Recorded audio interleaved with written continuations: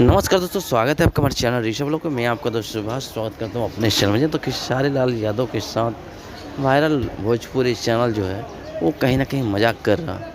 मजाक इसलिए है, वीडियो को पूरा देखिए तब समझ सकेगा आप।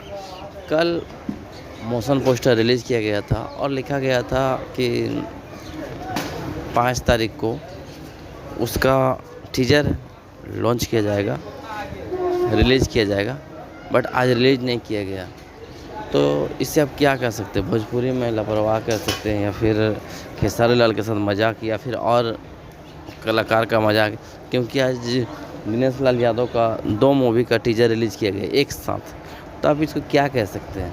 कहीं ना कहीं भोजपुरी का लापरवाही है, कहीं ना कहीं मैनेजमेंट का जो है वो प्रॉब्लम में है।